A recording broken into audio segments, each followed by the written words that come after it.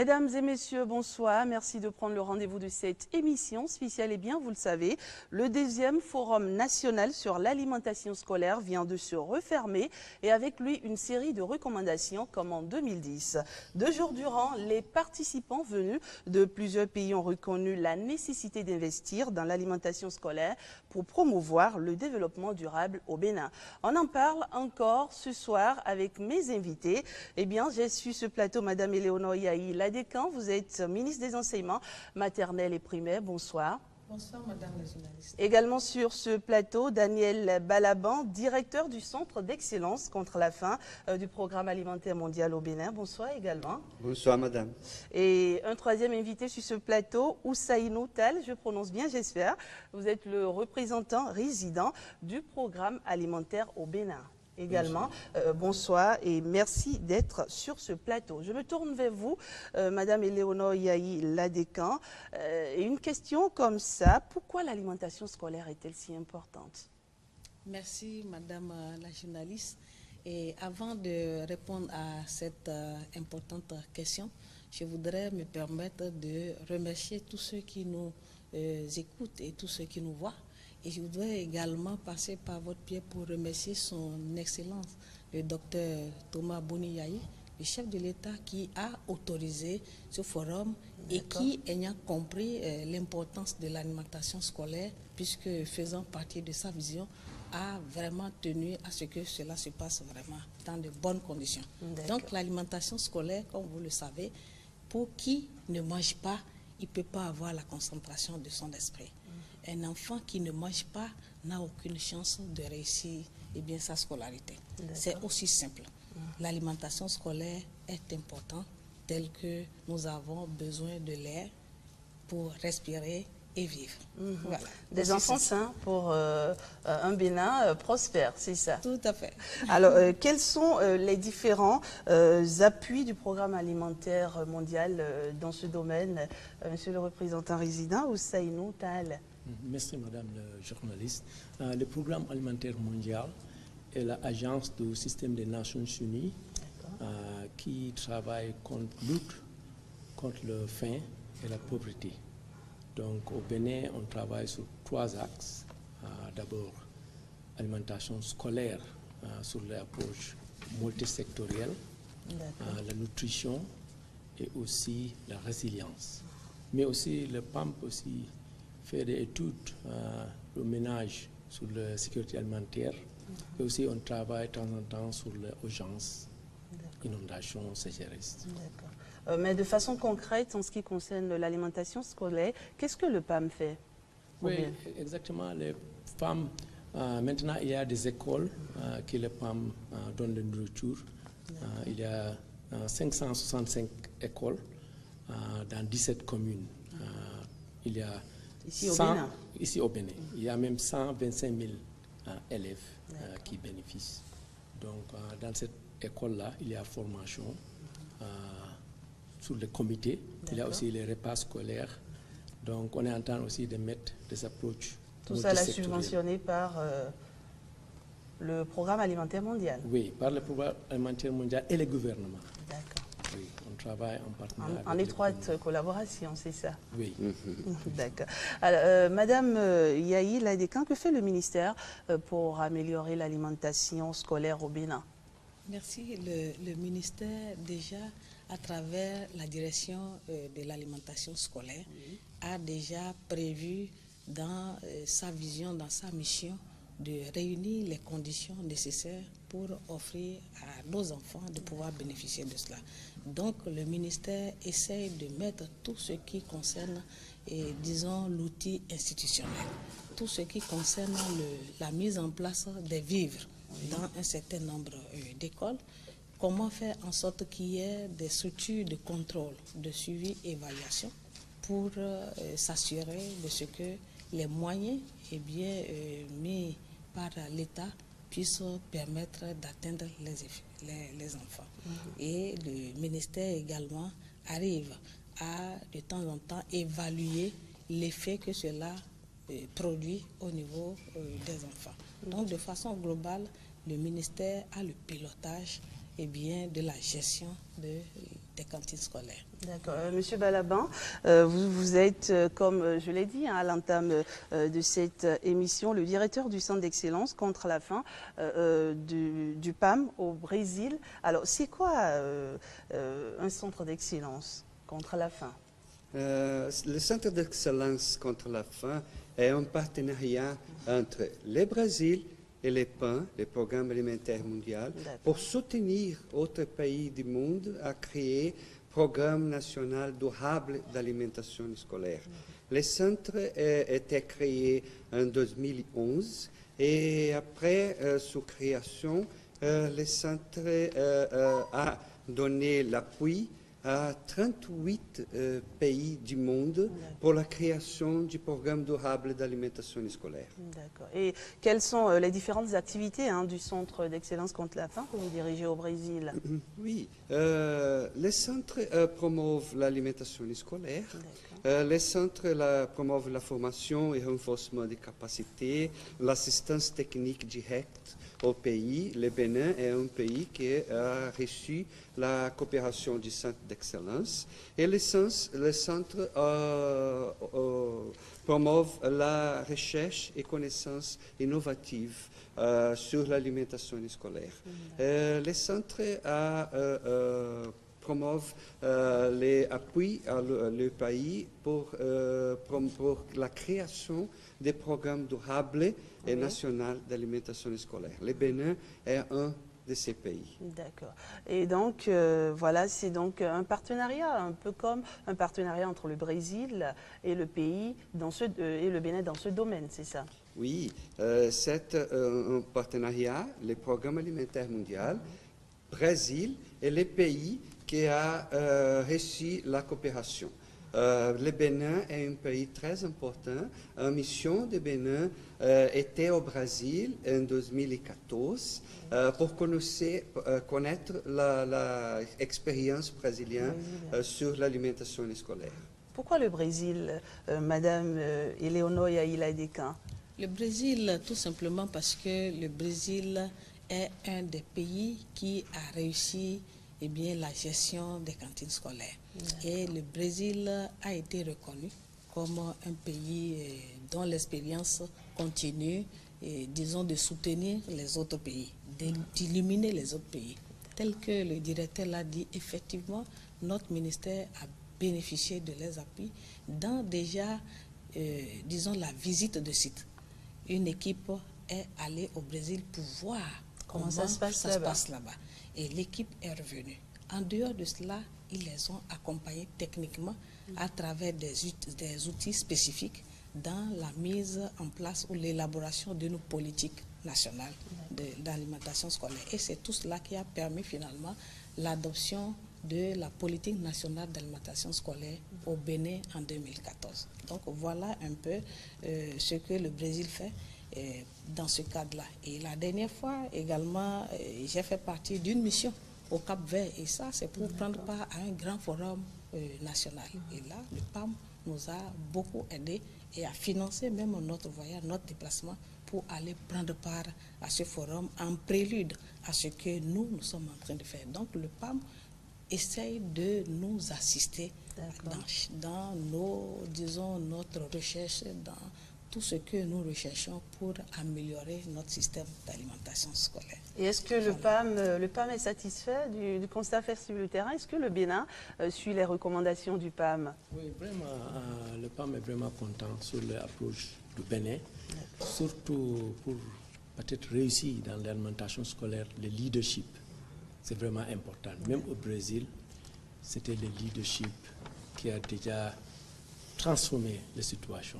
Ils ont sorti les lois sur l'alimentation scolaire. Mais au Bénin aussi, c'est la même chose. L'équipe a déjà visité le Brésil, c'était 2014. Donc après ça, il y a les politiques d'alimentation scolaire. Donc il y a aussi quelques visites des études que le gouvernement a lancées. Madame la ministre elle-même était là au Cap-Vert. Donc maintenant, aujourd'hui, c'est le forum national pour mettre sur place la mise en œuvre des plans nationaux d'alimentation scolaire.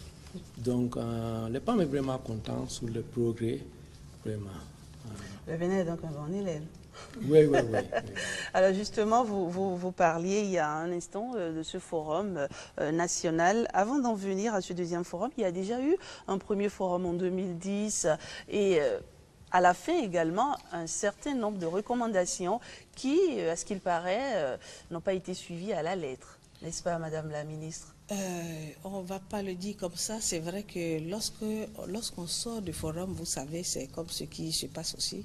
On est tellement content d'avoir échangé, d'avoir établi des contacts qu'en même temps, on est ambitieux.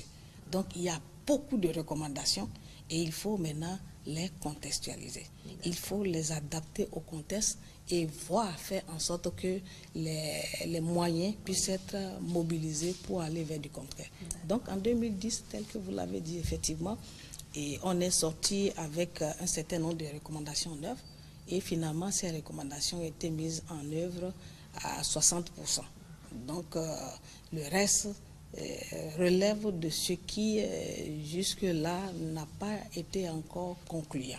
Donc, vous savez que pour aller vers l'alimentation scolaire, ce qui concerne tous les enfants du Bénin, ça ne relève pas seulement que du ministère des enseignements maternels et primaires. Donc, il faut aussi prendre en compte les difficultés, les réalités liées, disons, au fonctionnement des autres ministères. Donc, c'est tout cela réuni qui permet justement d'avancer un peu le système. Très bien. Et le thème de ce deuxième forum, c'est justement investir dans l'alimentation scolaire, c'est promouvoir le développement durable au Bénin. En quoi est-ce que investir dans l'alimentation scolaire contribue à la promotion, on va dire comme ça, hein, du développement d'un pays, monsieur le représentant, résident du PAM? Oui, l'alimentation scolaire, c'est la pointe d'entrée pour le développement. Voilà, il y a preuve qu'un dollar investir dans l'alimentation scolaire, on gagne 3 dollars additionnels. Donc maintenant, c'est les choses différentes de ce forum, c'est l'aspect multisectorialité. Donc, l'éducation sur quelqu'un qui mange, il a des opportunités pour apprendre, mais aussi il y a des autres axes sur le développement, l'agriculture locale pour acheter et de vivre. Il y a l'aspect nutritionnel, voilà, nutritionnel, éducation. Il y a aussi même repas. Il y a aussi l'aspect santé, laver les mains, déparasitage. Tout ça là, c'est l'approche multisectorielle qui donne quelque chose pour le développement durable et soutenable. D'accord. Et donc, vous qui êtes au Brésil et qui séjournez au Bénin, j'imagine bien que vous avez dû visiter quelques cantines scolaires au Bénin. Quel est le constat que vous faites, Monsieur Balaban? Oui, le Bénin a un très fort engagement politique du gouvernement pour la création d'un programme durable national d'alimentation scolaire. C'est très important l'engagement politique du président, le président, Madame la ministre. Madame la ministre était en tous les forums sur l'alimentation scolaire. Les forums de Cabo Verde, le Global Forum, et au Brésil, autres forums en la région d'Afrique sont très importants pour discuter la viabilisation d'un programme durable d'alimentation scolaire. Ici, au Forum Bénin, nous avons la participation très forte de 5 pays de la région, le Burundi, Côte d'Ivoire, Sénégal, Niger et Togo. Les représentants des gouvernements de ces pays étaient participants dans le forum. Très forte participation. D'accord. Parlez-nous un peu très rapidement de l'expérience brésilienne en la matière. L'expérience brésilienne, le Brésil a un très grand programme national d'alimentation scolaire qui fournit alimentation à 42 millions d'élèves tous les jours. Tous les jours. Tous les jours. Il est universel et gratuit. Il y a 52 millions de repas par jour. Au moins 30% des aliments pour l'alimentation scolaire sont achetés directement auprès de l'agriculture familiale. C'est pourtant très important pour les petits agriculteurs familiales aussi. Et qu'est-ce qu'on fait au Bénin, Madame Yaïla Dekan, qu'est-ce qu'on fait au Bénin pour, en même temps qu'on fait la promotion de l'alimentation scolaire, pouvoir quand même offrir de bonnes conditions aux petits agriculteurs? Tout à fait, vous avez raison. Nous avons, disons, mené une expérience pilote de création des jardins scolaires. Et c'est une expérience pilote qui a été réalisée dans 10 écoles grâce à la FAO, grâce, je crois bien, au PAM et peut-être grâce au ministère de l'Agriculture et le gouvernement béninois. Et donc, en ce moment-là, c'est juste une expérience pilote qui est achevée. Et nous pensons justement, au sortir de ce forum, revoir le mécanisme de façon à pouvoir reprendre encore ces expériences-là qui sont très riches. Parce que ces expériences sont intégrateurs et permettent de mobiliser un certain nombre de composantes de la société autour de cette opération. Ce qui participe évidemment à une paix sociale. Donc nous essayons de nourrir et d'atteindre environ 500 000 élèves à travers le programme. C'est vrai que ça n'a atteint que 2350 écoles sur les 7000. Ça va être progressif, on l'espère. Ça fait 30%. Et ça n'a pas été facile puisque c'est toujours la volonté du gouvernement qui a abouti à cela. On était parti sur la base de 16%. On en est déjà à 30%. Donc, tel que vous venez de le dire, le processus est en marche. Ce qui est important, c'est de pouvoir réunir tous les acteurs autour de cette activité pour permettre de pouvoir atteindre à cet horizon-là 100%. Nous ne voulons pas 30%, mais 100%. Au Brésil, vous voyez, ils sont à 100%. Au Cap-Vert, c'est ce que nous avons aussi vu.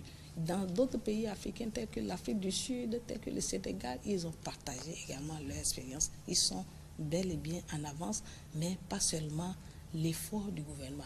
Il y a les PTF. Si nous en sommes arrivés là, c'est parce que nous avons également les PTF qui soutiennent la vision du chef de l'État et qui viennent vraiment animer ces volets avec nous. Nous avons le partenariat mondial pour l'éducation, que vous connaissez très bien. Nous avons le PAM. Le PAM, c'est connu déjà, c'est déjà l'expérience de la nuit des temps. Et nous avons également d'autres tels que le CRS. C'est aussi un partenaire qui nous soutient dans l'alimentation scolaire. Très bien. Parlant de ce forum, très rapidement, quels sont les objectifs que vous visiez en initiant un tel forum? Les objectifs, c'est déjà de faire l'évaluation de ce qu'on a fait jusque-là. Parce qu'en 2010, il y a un premier forum. 5 ans après, où en sommes-nous? Donc, c'est déjà de faire l'état des lieux. Deuxième, maintenant, c'est de pouvoir enrichir vraiment l'expérience des uns et des autres. C'est pourquoi on a invité, grâce au PAM, grâce au Centre d'excellence, d'autres pays pour venir partager déjà avec nous leur expérience. Donc, l'autre objectif, c'est de pouvoir établir les échanges entre pays pour aller vers un modèle intégré et qui traduit la multisectorialité de la gestion des cantines scolaires. C'est aussi simple. Et donc, par conséquent, la finalité de ce forum, c'est de faire en sorte que l'enfant, dans chaque école, on puisse trouver une cantine que les enfants mangent. Au Brésil, je crois que c'est ça que nous avons appris aussi. Ils ont le petit déjeuner, ils ont le déjeuner, ils ont un goûter. Ça fait 3 repas. Ça fait 3 qu'il nous faut. Voilà. Donc, c'est tout cela que nous visons, mais en prenant en compte nos contextes, nos réalités, en faisant en sorte que les communautés également y prennent part, que les opérateurs économiques et privés, puisque nous en avons. On a au Cap-Vert, c'était des échanges autour des financements innovants. Donc on peut le faire. Dans un passé récent, la Sobebra a mené une expérience très riche avec nous, en nous donnant un appui pour pouvoir construire les modules de classe. Et sur les boissons qui sont, disons, consommées, il y a un pourcentage qui est prélevé. Tout comme on fait des prélèvements sur les tasses pour développer le pays. Donc, il faut qu'on arrive également à mettre, tout comme les ODD 2030 ont centré vraiment disons, le développement durable sur la cantine scolaire. Il faut qu'on puisse y arriver également. D'accord. Alors, Monsieur Ousseynou Tall, le deuxième forum, vous pensez qu'il sera beaucoup plus, on va dire, beaucoup plus opérationnel que le précédent? Bien sûr, bien sûr. Est-ce que les conditions sont réunies pour que cette fois-ci... Les conditions sont là. Oui.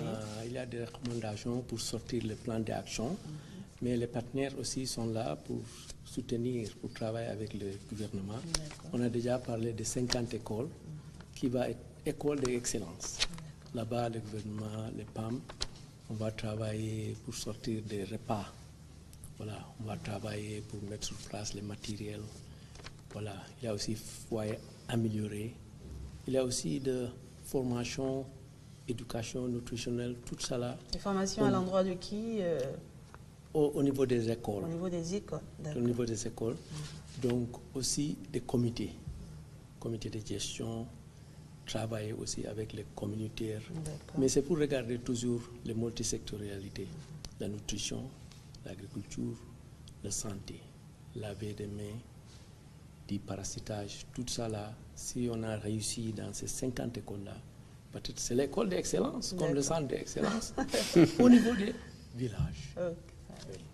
Et en quoi consiste l'approche multisectorielle déjà de l'alimentation scolaire? Oui, ça c'est l'approche multisectorielle, surtout au niveau communautaire, au niveau local. On a parlé de nutrition, agriculture et santé. Vraiment, les trois combinés. Peut-être, c'est sûr maintenant que l'impact sur l'éducation, tout le monde connaît. Mais l'éducation avec les autres, c'est ça qui va donner le point d'entrée pour le développement local. Donc le Bénin aussi, il a des potentialités. C'est le pays qui a des produits. Donc l'objectif aussi, c'est que s'il y a des possibilités pour acheter des produits. Là, il y a des maïs. Achète des maïs pour donner aux enfants. Alors, Madame le ministre, quelles sont très rapidement les retombées de ce forum? À quelle conclusion a-t-on abouti? On a abouti déjà à plusieurs recommandations et conclusions. La conclusion, c'est que déjà, c'est partagé et consensuellement retenu qu'il faille aller vers l'approche multisectorielle. Ça, c'est déjà une première conclusion. Ça, ce n'est plus discutable. Tout le monde a compris déjà qu'il faut aller à cette approche. L'autre chose, c'est de faire maintenant en sorte que la structure au niveau institutionnel qui est appelée à gérer les cantines scolaires soit beaucoup plus outillée, aussi bien en ressources humaines de qualité expérimentée pour pouvoir aborder cette vue transversale multisectorielle. Il faut également faire en sorte que les opérateurs économiques puissent vraiment intervenir là-dedans. Donc la première conclusion... Dans l'alimentation scolaire. Dans l'alimentation. Comment faire en sorte qu'ils puissent participer au fonctionnement. Puisqu'on a vu au niveau du Brésil, comme dans d'autres pays, que déjà à travers la cantine scolaire, il y a déjà les possibilités de formation des producteurs pour produire ce qui est sain pour les enfants. Il a déjà la possibilité de retenir ce que l'enfant, ce qui développe l'enfant dans les repas calorifiques. Donc, plus besoin d'aller chercher ailleurs, en fait. Voilà, c'est ça déjà les retombées. La promotion de nos produits locaux, la promotion du développement local, la participation des parents d'élèves. C'est aussi de la main-d'œuvre. C'est de la main-d'œuvre et de la création de l'emploi. D'accord. Voilà. Et donc, on attend beaucoup, finalement, de ce forum, n'est-ce pas, M. Balabin? Oui. C'est très, très bon d'être ici au Bénin et participer de ces forums. Je pense que les forums étaient très importants pour discuter tous les objectifs d'un programme durable d'alimentation scolaire. Il était la participation de la société civile, des gouvernements, de tous les acteurs nationaux qui vont participer de la création d'un programme durable pour les élèves du Bénin. Alors, est-ce qu'on peut dire, Madame le ministre, qu'aujourd'hui, le Bénin a tout ce qu'il faut pour avoir... Non, on ne peut pas le dire. Oui, mais on peut il reste beaucoup déjà, à faire. Il reste vraiment beaucoup mais il y a déjà un bon pas de fait. Il y a déjà des acquis. Et déjà que nous avons des zones qui sont des zones dites rouges, des zones d'accès difficiles où le gouvernement, disons, développe un certain nombre de programmes d'urgence, de programmes de rétention, de programmes d'accès à ce niveau. Donc, ces communes dans lesquelles intervient le PAM et dans lesquelles nous également nous intervenons différemment feront l'objet encore de beaucoup plus de regards. Donc, parce qu'il y en a dans ces communes, on ne peut pas dire que nous avons atteint les 100%. Dans les zones rouges, on n'a pas encore atteint les 100%. Donc, je pense que nous n'avons pas encore tout. Nous avons, disons, un début et nous avons un outil de référence. Et à cet outil, c'est les conclusions. Et l'engagement aussi de mieux faire. L'engagement de mieux faire. Et quelles sont les mesures adéquates, on va dire, hein, du contrôle de la qualité et du suivi effectif des aliments servis dans les cantines scolaires déjà existantes? Ça, vous avez abordé un aspect très important parce que le suivi a, disons, affaibli un tout petit peu. Ça fait partie des faiblesses constatées et notées puisque un état des lieux a été présenté. Et le suivi, disons, n'a pas été, disons, efficace. Et qu'est-ce qu'il explique? Ce qu'il explique, c'est beaucoup de choses. Il faut dire déjà que sur le terrain même, il faut pouvoir trouver des personnes engagées à la cause des enfants. Nous avons beaucoup de difficultés dans le transport, l'acheminement des vivres. C'est pourquoi, lorsque le Premier ministre est intervenu et nous partageons sa vision, c'est de voir déjà comment faire en sorte que ceux qui sont experts, ceux qui sont déjà bien dans le service vraiment de transport puissent être identifiés pour nous aider. Nous ne pouvons pas prétendre tout faire et c'est parce que nous voulons tout faire que finalement nous avons constaté ces faiblesses-là.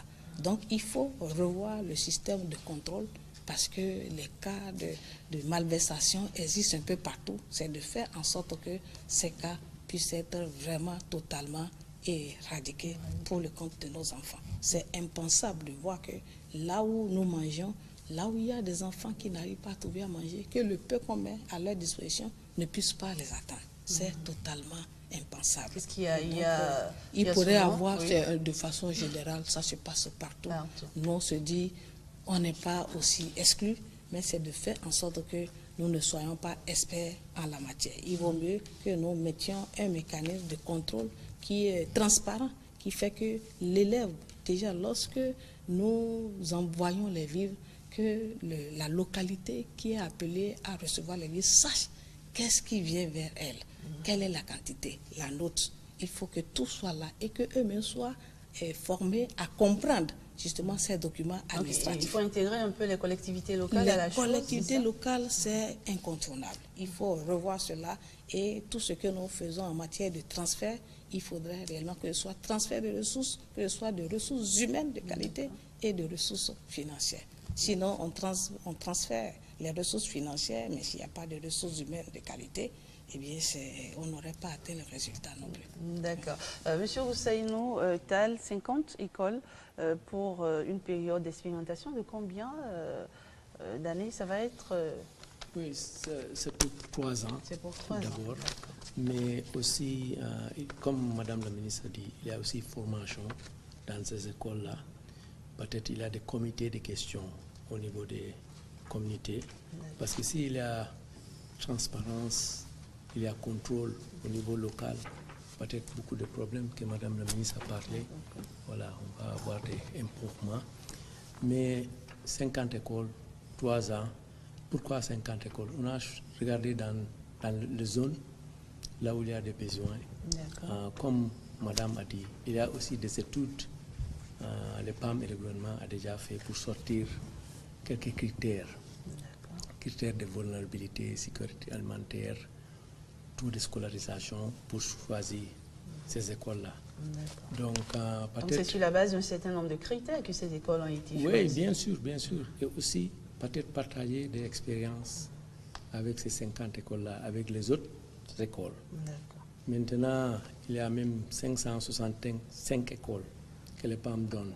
Mais on a choisi ces 50 écoles-là pour qu'on dise que voilà, c'est les écoles multisectorielles sur l'approche alimentation scolaire. On va mettre les repas scolaires, voilà, matériel pour les cuisines, du parasitage, voilà, peut-être jardin scolaire, l'eau potage aussi, même foyer amélioré, si c'est possible. Donc, c'est ça l'objectif dont on va travailler vraiment avec le gouvernement. Très bien.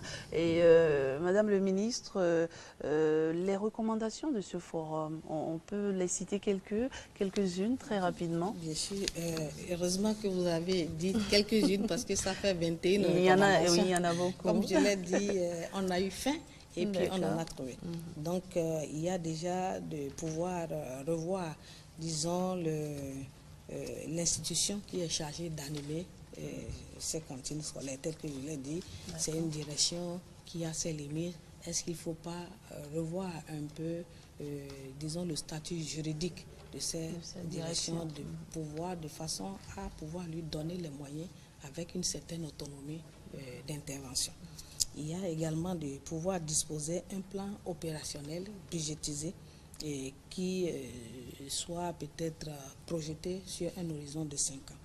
Il faut trouver et sensibiliser les partenaires locaux internationaux à soutenir la mise en œuvre de cette approche intégrée. Donc, il faut également faire en sorte qu'ils puissent avoir le développement des jardins scolaires tels que nous l'avons dit tout à l'heure et faciliter la production ou les produits locaux, la consommation vraiment des produits locaux. Ce n'est pas possible d'être en train de vouloir atteindre beaucoup de bénéficiaires à peu de moyens et s'abonner à des produits locaux importés qui soient vraiment encore chers. Donc c'est comme si nous-mêmes nous projetons une vision et nous faisons tout pour ne pas l'atteindre. Donc au sortir de cela, nous sommes en train d'accompagner ce qui se fait, puisque nous le faisons, c'est de renforcer et de faire en sorte que les produits là soient des produits disponibles à tout moment. Donc voilà quelques-unes de ces recommandations que nous avons trouvées. Et évidemment, il faut à la fin aller présenter officiellement les conclusions de ce forum à son Excellence, le Président de la République. D'accord. Pour qu'ensemble, certainement, on puisse mettre des politiques en œuvre pour la mise en œuvre de ces recommandations. Et on espère que ce ne sera pas comme en 2010, non? Il y a eu quand même beaucoup d'avancées. Et on souhaiterait qu'il y ait encore plus d'avancées qu'en 2010.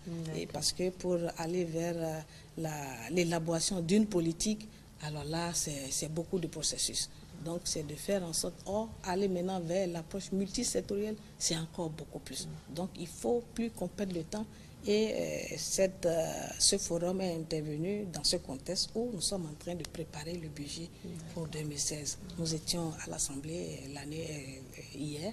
Et puis la question, la préoccupation était également là autour des cantines scolaires. Qu'est-ce qu'on en fait? Comment fait-on pour que toutes les écoles puissent avoir une cantine scolaire? Donc on rejoint aisément la vision du chef de l'État. Je vous pose la question, comment on fait? C'est ça la vision du chef de l'État. Chaque école, sa cantine scolaire. Comment on fait, Madame le ministre? Comment on fait? C'est déjà de pouvoir valoriser le peu que nous avons. Le peu que nous avons, si nous le gérons bien, nous donnerons l'impression de savoir mieux gérer. Et donc, ainsi, les autres partenaires pourront nous faire confiance et venir vers nous. Donc, je crois que c'est ça que le PAM voit, c'est ça que le Brésil aussi voit pour nous soutenir. Donc, si nous ne gérons pas bien le peu, eh bien, évidemment, il y aura pratiquement personne pour venir nous soutenir. D'accord. Voilà un forum, en tout cas, le deuxième forum du genre. Et j'ai envie de poser une question aux représentants du PAM. Est-ce que le deuxième forum ne place pas la barre un peu trop haute? Quand on écoute un peu les recommandations, on se dit, ouf, est-ce qu'on aura le financement qu'il faut pour mettre en œuvre toutes ces recommandations? Oui, il y a quelque chose aussi. Donc, il y a ODD. Donc, voilà, ils ont dit que maintenant, l'objectif, c'est fin zéro. Vous regardez, ça, c'est l'objectif. Tout le monde a accepté. Donc, pour dire que voilà, chaque enfant doit manger à l'école, c'est possible. Mais qui est différente? J'ai dit, c'est l'approche multisectorielle.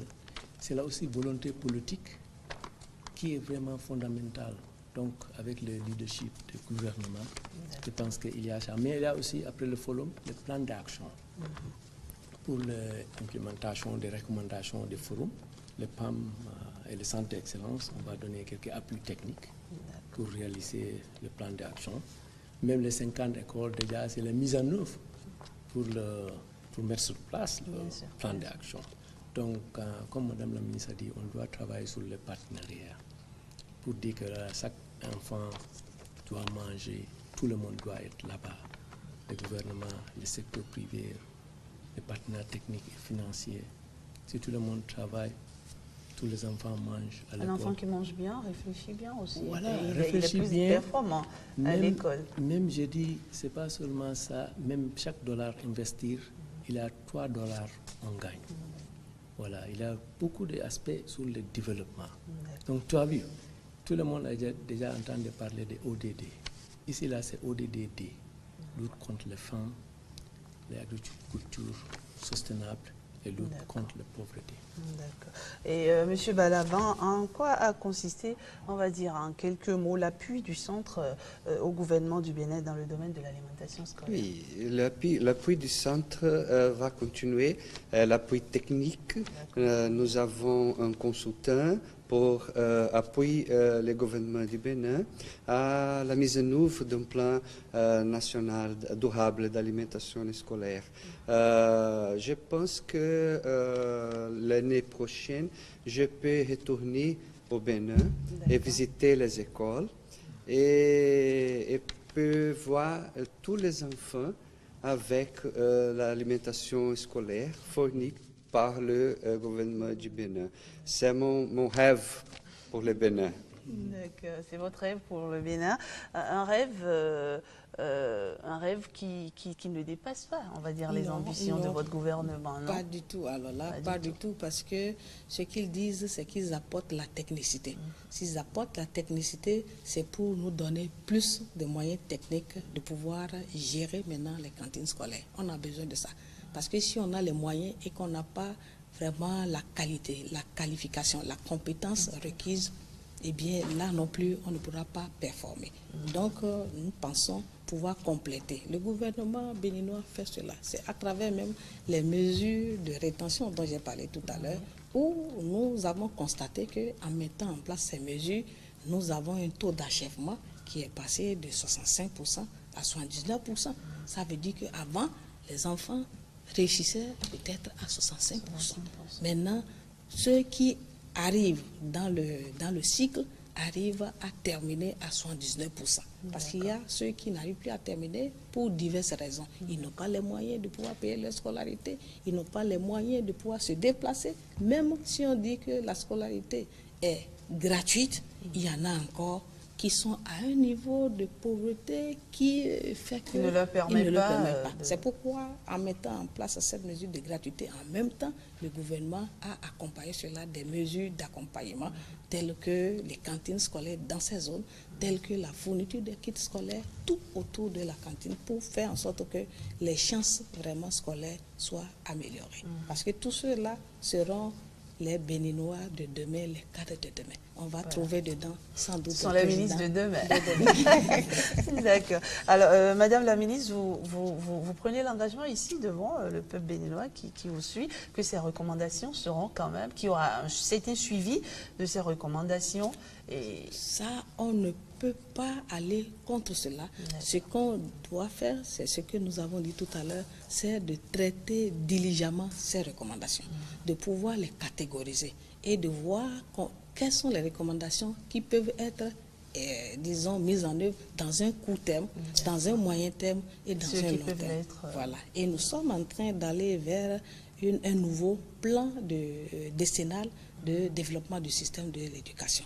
Il y a le PDDSE qui est en train de finir, on est dans la nouvelle requête, donc il faut maintenant mettre un point d'honneur sur les cantines scolaires. Donc le contexte est bien et nous prenons l'engagement de faire un suivi rigoureux de la mise en œuvre des recommandations. Mais comme on le dit, nous allons tout ça là transmettre à son Excellence qui va accompagner cela des orientations que nous allons pouvoir mettre en place. Nous Très ne bien. pouvons rien faire sans vraiment la vision du chef Très de bien. l'État. Nous tendons déjà vers la fin de cette émission. Ça passe très vite, Monsieur Oussainou.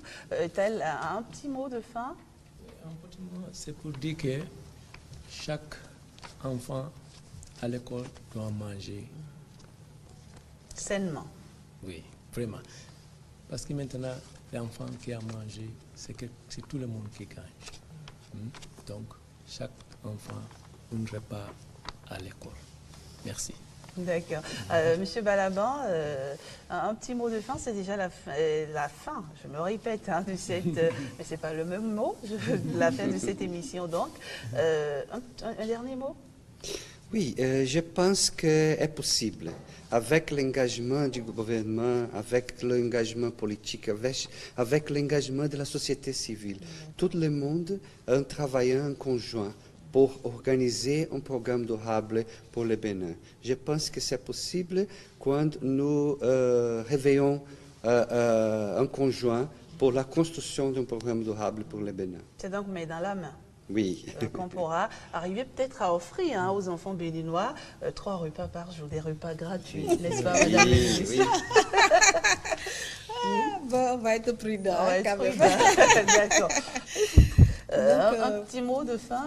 Un mot de fin, c'est déjà vous remercier parce que cette opportunité que vous nous donnez nous permet d'atteindre beaucoup de personnes.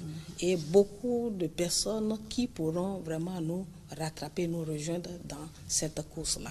Nous voulons très sincèrement dire que autour de l'alimentation scolaire, il n'y a que le développement durable. Et c'est faisable dans notre pays. L'engagement du Bénin, du gouvernement, est déjà acquis. Il ne reste que l'engagement également des PTF, c'est acquis. Il ne reste que les opérateurs économiques privés pour venir nous aider à travers un financement innovant et trouver les moyens de pouvoir nourrir nos enfants. Ce sont nos enfants. Il faut les nourrir si déjà chacun est soucieux de ce que va manger son enfant dans sa maison.